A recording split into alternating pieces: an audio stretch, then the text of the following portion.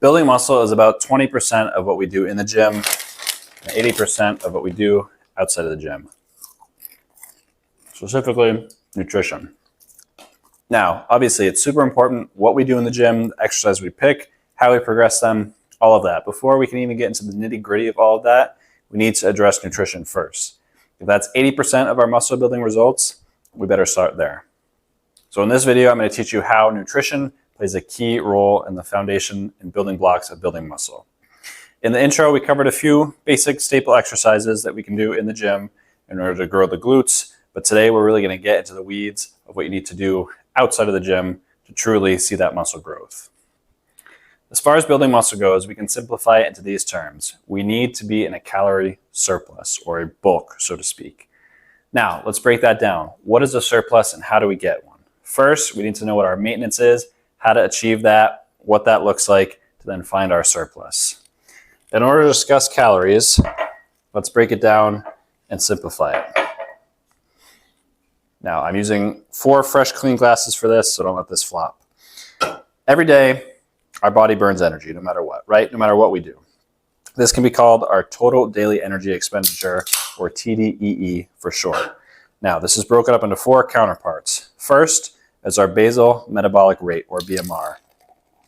Now, this accounts for the largest portion. This is simply, if we sat there doing absolutely nothing all day, just sitting on the couch, the amount of calories our body still burns. So you don't need to do exercise to earn any food because your body's going to burn this much on its own. Next is called non-exercise activity thermogenesis, or NEAT for short. This is small things like fidgeting, walking to and from the bathroom, grabbing another cup of coffee, stuff like that. And there's actually a good amount of this too. So if you want to increase your energy expenditure, try doing more fidgeting, small little things like that. Next is the thermic effect of food. Eating food actually burns calories. It's crazy. But again, just a little bit here. And lastly, the least important in this period of energy expenditure is what we actually do in the gym.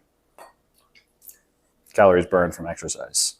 So you may be wondering, how does this even factor in? We're talking about building muscle, not losing weight. This is the foundation. This is what we need first, laying this groundwork. This is our maintenance. This is the amount of calories we burn on a daily basis, any given day, based on our height, our age, our weight, our gender, lean body mass, so on and so forth. Now that we know what our maintenance looks like and is comprised of, from there, we just need to find a small surplus. Now, just because we're in a surplus doesn't mean we get to eat whatever we want and stuff our faces. Wow, I'm bulking. A good bulk or muscle gain phase is just like any other good diet. You're still eating lots of whole foods, vegetables, fruits, lean proteins, all that good stuff. You're just eating a little bit more of it to promote tissue growth. Because in theory, if this is the amount of energy we expend during the day, going about our normal routine, we need to eat and consume just a little bit more than that to put on some lean tissue. Now, beginners may benefit from eating at maintenance level, as they're more likely to respond better to muscle growth in the beginning. But in general, eating a little bit above our maintenance level is going to get us the best results for muscle growth. Too much above that, there's really no difference in how much muscle you gain to the amount of fat that you gain. So unless you're okay with getting a lot of fat and also getting a lot of muscle in the back, try and stick just above your maintenance. Now you're probably thinking, okay, sounds great, sounds easy enough. What do I actually need to eat in order to get that surplus, and how do I actually structure my meals? All right, so proteins, 1 gram per pound body weight, roughly is going to be the amount of protein that you want to eat.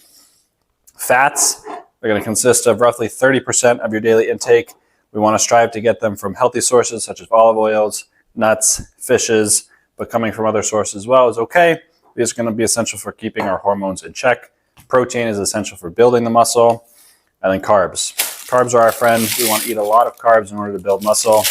So 1 gram per pound body weight, 30% of calories coming from fat, and essentially the rest is going to be coming from carbs. Fruits, vegetables, bread, pasta, rice, all nice, easy digestible things that are going to be great for energy, to fuel your workouts, and also help with the muscle protein synthesis. Again, all that sounds great in theory, but that's not an actual meal. So let's break down a meal, what a meal could look like, and how you could structure this. So for tonight, this is my dinner here. It's not fully formed yet, but I'm going to be having a ground beef burger, some potatoes as well, with some spinach in there, and I will probably chop up a pepper as well. I've got my lean protein source. That's what I'm focusing the meal on, 96.4 ground beef. Obviously, there's some fat in that as well. I'll probably throw on a little bit of either olive oil to cook it, reheat it up, some butter, probably just some Chick-fil-A sauce. It's got some fat in it as well. We got our potatoes, our carb, our starch source here, vegetable, spinach, as well as a bell pepper. There's your dinner. Breakfast, you got yogurt bowls, granola, yogurt, protein. Add your fruits for more carbs. Fats, you can add in some almonds as well as the granola. Lunches, same thing. You can go chicken, ground turkey. Structure each meal focusing on the protein first, trying to get around 30 to 40 grams of protein per meal. Then add in your carb source, whether that's a rice, a pasta, a bread, so on. And then add in your fruits, your veggies, also going to be carb source, and a little bit of fats on the end, on the side. Fats are going to be the smallest amount of what we eat, yet they're going to account for a lot of calories because 9 calories per gram of fat, 4 calories in each carbs and protein. That is typically how I structure my meals. Again, we are striving to get majority of our nutrients, our macronutrients, coming from whole foods. Again, protein, let's say I weigh 200 pounds, gram per pound of body weight, that's 200 grams of protein. What if I can't hit that in a day just from food sources? Supplement with a protein shake. I got my protein cabinet right here. Of course, code JoshWH, get you 40% off at my protein. But let's be realistic with it this way too. Breakfast, if you have 40 grams in a bowl of yogurt with some nuts and some fruit, there's 40 grams. Then you have maybe a mid-morning snack of either another bowl of yogurt, some oats, something like that, where you can add some protein to it. Maybe you do add a little scoop of protein powder, another 40 grams. Then for lunch, another 40 grams. Dinner, another 40 grams. And then I love to have my Ninja Creamy at night, which is milk and protein powder, but again, another 30 to 40 grams, and you're set for the day. You don't necessarily need to drink it through liquid calories like a protein shake, but certainly using protein supplementation can be beneficial as well. And of course, I'd be remiss if we were doing a nutrition video and didn't talk about creatine. Creatine is a super beneficial supplement when it comes to muscle growth, muscle strength, muscle power, everything you're going to be putting in at the gym. Taking a scoop of creatine daily can help supplement all of those. There's also a lot of new research coming out on the cognitive benefits of creatine, and it is one of the most well-researched supplements. There's really no side effects other than if you got some pre-existing kidney issues going on, you might want to be careful with how much you take, but creatine is one of the safest things you can take out there, and it's great. Again, my protein, code JoshWH to save.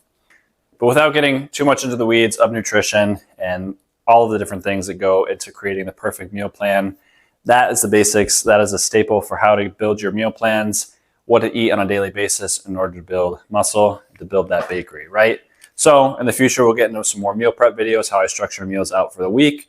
But again, focus on your protein intake, focus on keeping carbs in your diet. Carbs are good, they are not the enemy. And of course, healthy fats to support your hormones and regulate digestion. And if you found this video helpful, make sure to like and subscribe for more. Next video, we're going to be covering in-depth how to perform your exercises properly for the best growth of the glutes. I will see you then.